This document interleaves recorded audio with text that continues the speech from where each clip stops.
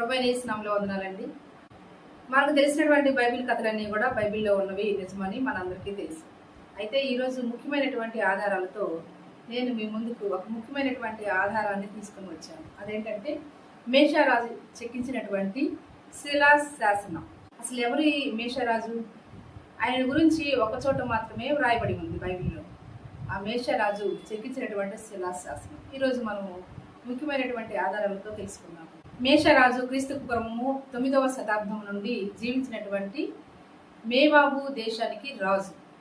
మేవాబు దేశము ఎక్కడ ఉంది అంటే యోర్దాను ప్రాంతంలో ఉన్నటువంటి మేవాబు దేశం ఇది. ఆ ప్రాంతాన్నే మేషరాజు పరిపాలించాడు. కాలము సుమారు ఇది 850వ కాలంలో ప్రాంతం ఇది. మేషరాజు గురించి బైబిల్ గ్రంథంలో 2వ రాజుల గ్రంథము 3వ అధ్యాయంలో రాయబడి ఉంది. అక్కడ ఏమని చెప్తుందంటే మేషరాజు గురించి, మేషరాజు ఇజ్రాయేలు దేశపు రాజు అయినటువంటి రాజుకు ప్రతి సంవత్సరము కప్పము అప్పగించేవాడు. అయితే కొన్ని సంవత్సరాలు ఇలా కప్పాన్ని అర్పించిన తర్వాత కొంతకాలం తర్వాత మేషరాజు ఏం చేశాడంటే ఇజ్రాయేలు రాజుకి కప్పం ఇవ్వకుండా ఎదురు తిరిగాడు, తిరుగుబాటు చేశాడు. తిరుగుబాటు చేసినప్పుడు ఇజ్రాయేల్ దేశపు రాజు ఏం చేశాడంటే ఈ మేషరాజు మీదకి దండయాత్రకు వచ్చి యుద్ధం చేశాడు. మేషరాజు ఒక రాతి పెట్టెను చేయించి దానికి ఒకవైపునేమో మేషరాజు యొక్క ఆయన చేసినటువంటి కార్యములన్నిటిని గురించి, యుద్ధములను గురించి చెక్కించాడు. ఇంకొక వైపున ఆ బాక్స్ మీద యెహోవా దేవుని నామాన్ని వ్రాయించాడు, చెక్కించాడు. అంటే ఈ యొక్క మేష స్టైల్ అంటే మేషరాజు యొక్క శిలాశాసనం మనకేం చెప్తుందంటే బైబిల్ కథలు కూడా నిజమే, అలాగే పూర్వంలో మేషరాజు కూడా చేసినటువంటి కార్యములన్నీ కూడా నిజమే, చరిత్ర నిజమే, దేవుడు ఉన్నాడు అనేది కూడా నిజమేనని ఈ మేషరాజు చెక్కించినటువంటి శిలాశాసనము మనకు తెలియజేస్తా ఉంది. ఇప్పుడు మనము టాపిక్ లోకి వద్దాం. మేషరాజు చెక్కించినటువంటి శిలాశాసనము ఈ రాయి 9వ శతాబ్దానికి చెందినటువంటి రాయిగా గుర్తించారు. ఈ రాయిని, ఈ స్టెల్ ని ఎవరు చెక్కించారు, ఎవరు తయారు చేయించారు అంటే మేషరాజు ఈ యొక్క స్టెల్ ని అంటే శిలాశాసనాన్ని తయారు చేయించాడని చరిత్ర మనకు చెప్తుంది. ఈ శిలాశాసనంలో ప్రజలతో, ఇజ్రాయేలు రాజులతోనూ మరియు ప్రజలతో చేసినటువంటి యుద్ధాలన్నిటిని గురించి కూడా ఈ యొక్క శిలాశాసనం మీద వ్రాయబడి ఉంది, చెక్కబడి ఉంది. అలాగే ఆ యొక్క శిలాశాసనం మీద దేవుని యొక్క ఘనత, దేవుని యొక్క మహిమను గురించి కూడా ఆ శిల మీద చెక్కడం జరిగింది. అలాగే దేవుణ్ణి వర్ణిస్తూ కూడా దేవుని యొక్క వర్ణన కూడా ఈ శిలాశాసనం మీద మేషరాజు చెక్కించాడు.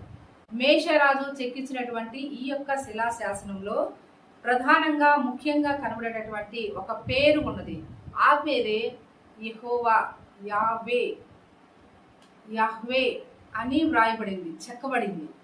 ఈ పేరుకు చాలా చాలా ప్రధానమైనటువంటి అంశాలు ఉన్నాయి. మేషరాజు తన గురించి మాత్రమే కాకుండా యెహోవా నామమును గురించి, యెహోవా దేవుని నామమును గురించి కూడా ఆ శిల మీద చెక్కించాడు. అంటే ఇది చాలా ముఖ్యమైనటువంటి విషయం. ఎందుకంటే దేవుని గురించి కూడా, దేవుని యొక్క వర్ణన గురించి కూడా ఈ శిలాశాసనం మీద చెక్కించాడు. ప్రజలందరికీ నేను వెళ్ళిపోయిన తర్వాత కానీ తర్వాత భవిష్యత్ కాలంలో కూడా దేవుని గురించి, యెహోవా దేవుని గురించి అందరూ తెలుసుకోవాలని, యెహోవా దేవుడు ఉన్నాడు, యెహోవా దేవుడు ఆ దినాలలో ఉన్నాడు, ప్రజలను రక్షించాడు, ప్రజల అవసరాలను తీర్చాడు, దేవుడు అనేవాడు ఉన్నాడు, యెహోవా దేవుడే నిజమైన దేవుడు అని తెలుసుకోవడానికి ఈ రీతిగా ఆయన చెక్కించాడు. మనము బైబిల్ చదివినప్పుడు బైబిల్లో కూడా యెహోవా నామం మాత్రమే కనబడుతుంది. పాత నిబంధన గ్రంథం అంతా కూడా మనం చదివినప్పుడు ముఖ్యంగా అక్కడ మనకు కనబడేటటువంటి దేవుని యొక్క నామము యాహ్వే, యెహోవా అనే నామాన్ని మనము చూస్తూ ఉంటాం బైబిల్ చదివినప్పుడు. బైబిల్లో ఎక్కువ సార్లు కూడా యెహోవా పేర్లు వాడబడినట్టుగా ఉంది.